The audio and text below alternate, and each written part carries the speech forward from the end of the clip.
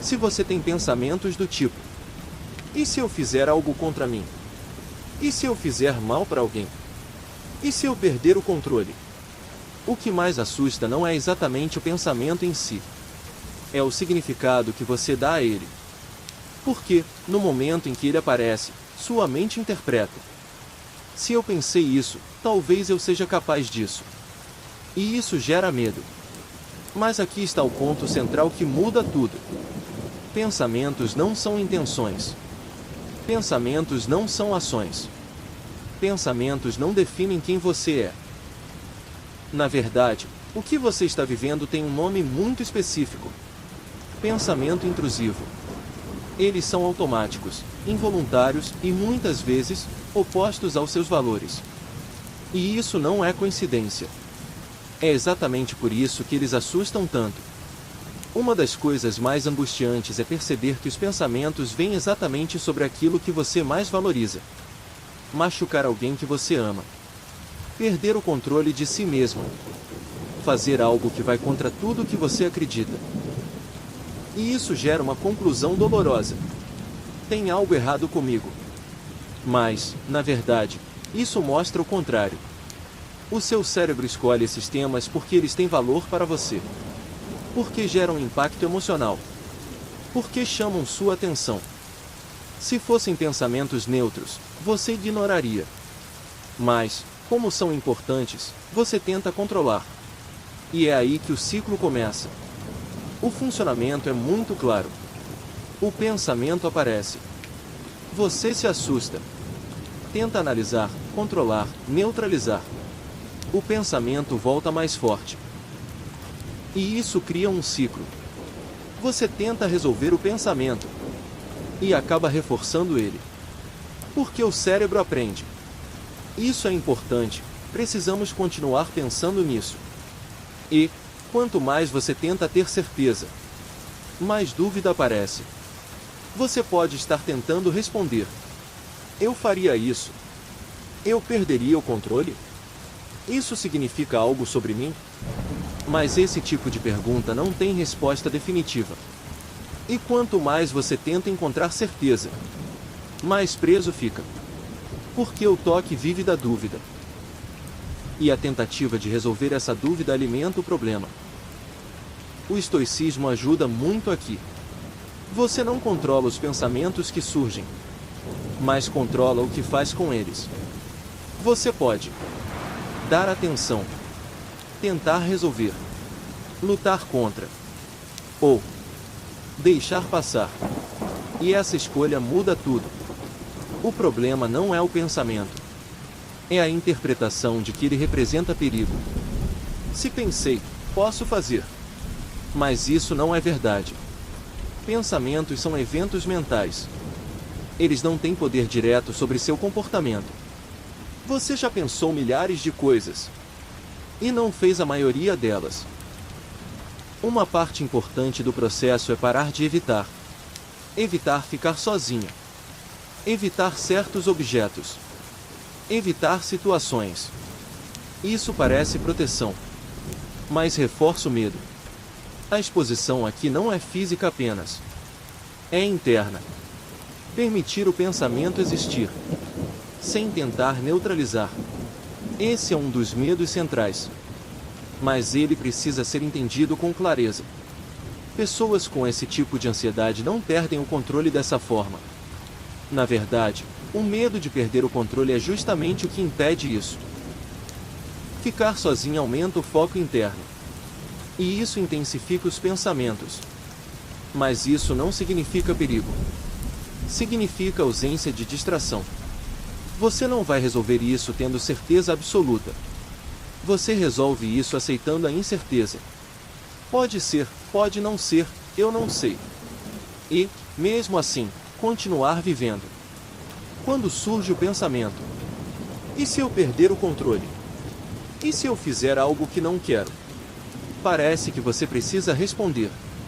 Como se fosse uma pergunta real, lógica, que precisa de solução. Mas não é. O "e se" não está buscando resposta. Ele está ativando medo. É uma ferramenta da ansiedade para te puxar para dentro do ciclo. E quanto mais você tenta responder, mais ele se multiplica. Mas e se dessa vez for diferente? Mas e se eu não perceber? Mas e se eu não conseguir parar? Percebe? Não existe um ponto final. Porque o objetivo não é resolver. É manter você presa. E a saída não está em responder melhor. Está em parar de responder. Deixar o e se existir. Sem transformar ele em um problema a ser resolvido. Poucas coisas são tão angustiantes quanto pensar: e se eu machucar alguém que eu amo? E isso pode gerar uma sensação de culpa, de vergonha, de dúvida profunda sobre si mesma. Mas existe um ponto essencial aqui que precisa ser entendido com muita clareza. O fato de isso te assustar tanto é exatamente o que mostra que isso não está alinhado com quem você é. Pessoas que realmente querem fazer mal não vivem esse conflito. Não sentem essa angústia. Não tentam se proteger disso. O que você está vivendo é o oposto. Hiperresponsabilidade. Hipervigilância. Hipermedo de errar. Isso não é perigo. É sensibilidade amplificada. E quando você começa a enxergar isso, o significado do pensamento muda. Ele deixa de ser uma ameaça e passa a ser apenas um ruído mental. Talvez você não perceba, mas existem comportamentos que você faz para tentar neutralizar esses pensamentos. Revisar mentalmente situações. Se testar. Buscar certeza. Se convencer de que nunca faria isso. Essas são compulsões mentais. E elas têm um efeito imediato: alívio. Mas, a longo prazo, reforçam o ciclo. Porque o cérebro aprende. Isso é perigoso. Precisamos continuar verificando. E isso mantém você presa. O caminho não é fazer melhor essas compulsões. É começar a abandoná-las. Aos poucos. A exposição, nesse caso, não é apenas externa. Ela é interna. É permitir que o pensamento venha. Sem tentar afastar. Sem tentar resolver. Sem tentar se tranquilizar. E se eu perder o controle? E se eu fizer algo errado? E, ao invés de responder, você faz algo diferente. Você deixa o pensamento ali. Sem ação. Sem engajamento. Isso pode gerar desconforto. Mas esse desconforto é o caminho para o aprendizado. Porque o cérebro começa a perceber. Isso não precisa ser resolvido. Muitas pessoas com esse tipo de pensamento têm medo de ficar sozinhas. Mas não é a solidão em si que assusta. É o que acontece dentro dela. Sem distração, os pensamentos ficam mais altos, mais presentes, mais intensos. E isso dá a sensação de que algo pode acontecer. Mas isso não é risco. É apenas maior contato com a própria mente. E o caminho não é evitar ficar sozinho. É aprender a estar com esses pensamentos, sem reagir a eles. Às vezes, junto com o pensamento, vem uma sensação estranha, quase como um impulso. E isso assusta ainda mais. E se eu fizer isso sem perceber? Mas é essencial separar.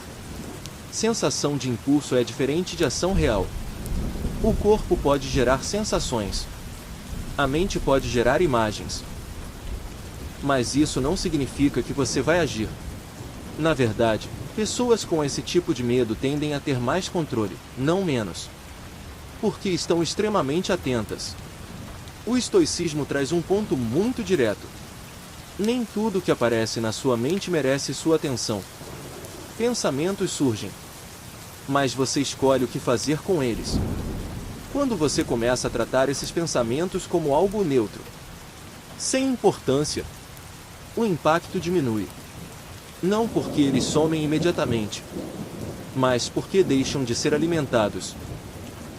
Você pode estar buscando uma certeza. Eu nunca faria isso. Mas essa certeza absoluta não existe. E tentar encontrá-la te prende. A confiança real não vem de garantir que algo nunca vai acontecer. Vem de perceber que você pode viver. mesmo sem essa garantia. Pode ser, pode não ser, eu não sei. E ainda assim, continuar. Enquanto o pensamento for tratado como algo perigoso, ele continua voltando. Mas quando você começa a não reagir, não responder, não lutar, algo muda. Ele ainda pode aparecer, mas perde força. Porque não está mais sendo reforçado. No final, o objetivo não é parar de ter pensamentos intrusivos. É parar de ser dominada por eles. Você pode ter pensamentos estranhos e ainda assim viver de acordo com seus valores. Pode sentir medo e ainda assim agir com responsabilidade. Pode duvidar e ainda assim continuar. E isso é liberdade. Não a ausência de pensamentos, mas a capacidade de não ser governada por eles.